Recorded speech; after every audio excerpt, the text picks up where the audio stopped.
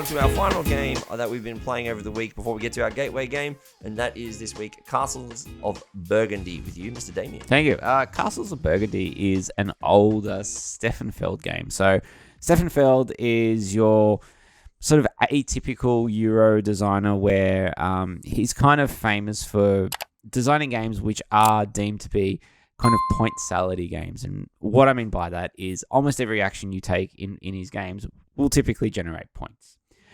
His points are typically, the games he designs are typically very, very high when they score. So it's not uncommon to have points of 200, 250 and above in his games. Not that you have to be high to win the game. No, Good. no, you don't. Just clarifying. You can be, though. But you know what? If you're high... You probably won't win. You know what? I think you've won already. All right. However, back to the game. In Castles of Burgandy, what you are doing is at the beginning of a round, you are rolling 2 die.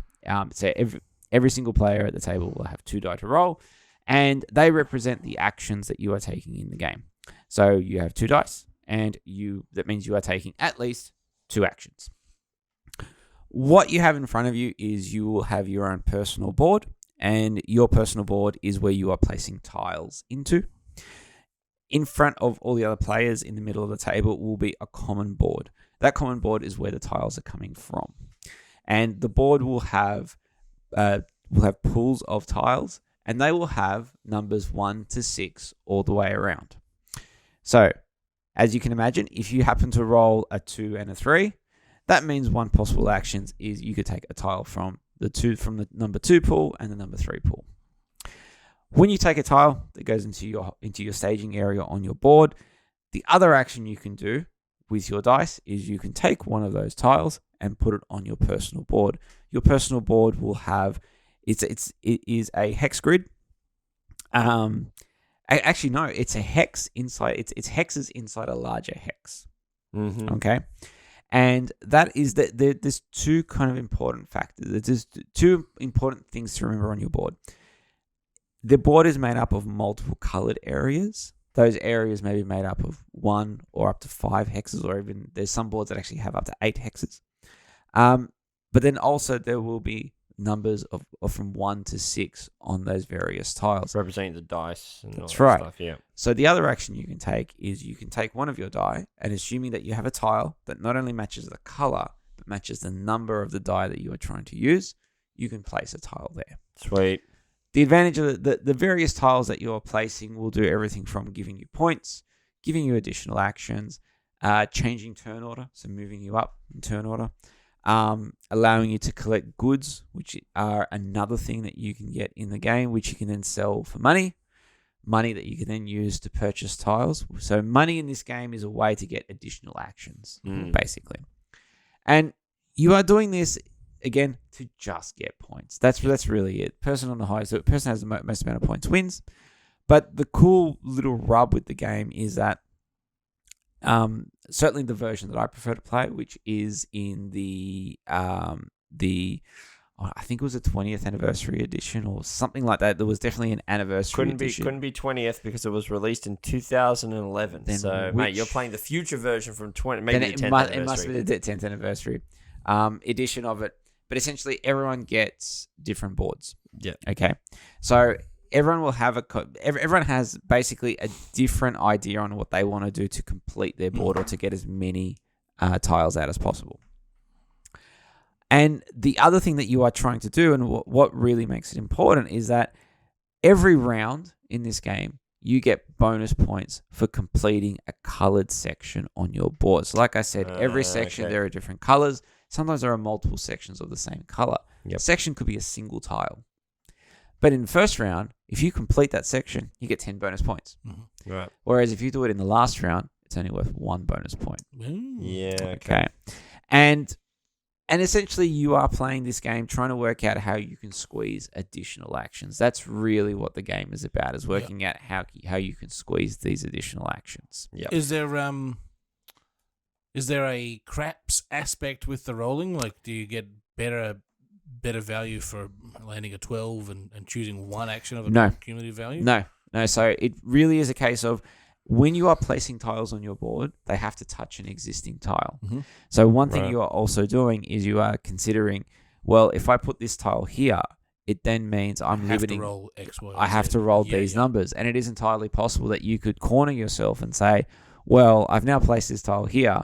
My options are 3, 4, and 2 5s. Right. Yeah. Now, you can get workers in the game, and these workers allow you to modify your dice. One worker Yep. is one pip. Very Euro-y kind of. That's right, Mechanical sort of stuff. And the values do wrap, so 6 can become a 1, 1 can become a that's 6. good. That's good. So on and so forth. But workers can be extremely hard to come by. Right. Or you can burn an action. You can burn one of your dice to get 2 workers, and that always hurts in this game because, especially in a game where you are trying to get more actions.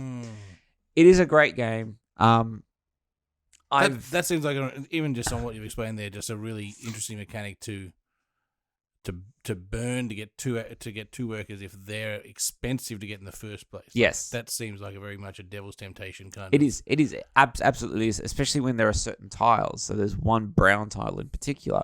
It'll give you 4 workers, but with these tiles they are limited in number, and there's no guarantee all of these tiles are going to come out. Yep. So, excuse me. That's all right. So there is a little bit of push your luck in that as well. There's no guarantee you're going to see all the tiles. Yep. But at the same time, it still is very much about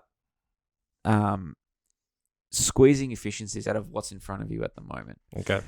You can try and do some long-term planning, but I've found that depending on the roll of the dice, like for instance, if you need 5s and you're rolling 2s, doesn't matter how you look at it, you need 3 workers to modify that. Do you find that the addition of that luck rolling element of the dice can basically make or break your game in Castles? I mean, I've played a couple. I always get confused between Castles of Burgundy and Castles of Mad King Ludwig for some reason, even though I know they're completely different games. Like every time I see it, I'm like, my mind instantly goes, "Oh, it's that game." It's like, no, it's not that game. It's completely different.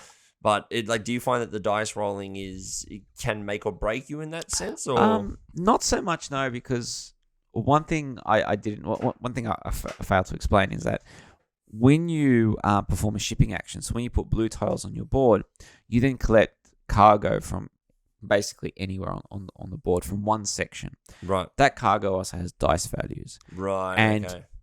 it is, and again, with a little bit of planning, but it's still difficult to plan effectively.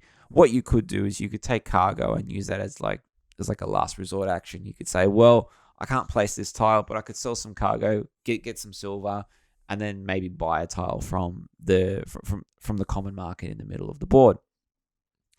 But what I would say is that for me personally, if the dice rolls are truly terrible, I don't actually see that as something that would affect that affects my opinion of the game. I actually see that as something that opens up the game for people who aren't necessarily regular gamers. Mm-hmm. Okay. Because it prevents that whole ability of someone coming in and just trying to romp through the game. Yeah. Cool. Easy done. Castles of Burgandy, hey? Yeah, and one of those games that's on the, I'd almost call it a core game. Like if you look at BGA, it's like a games for core gamers, that kind of territory. So I believe that there is a BGA implementation of this that we can play. But if not, I know people have got a few. I know people who've got copies of the it. The BGA implementation of this is sensational. Well, cool. There you go. It's very, very good. Try that out in the near future. All right. Well, with that, we're going to move on to our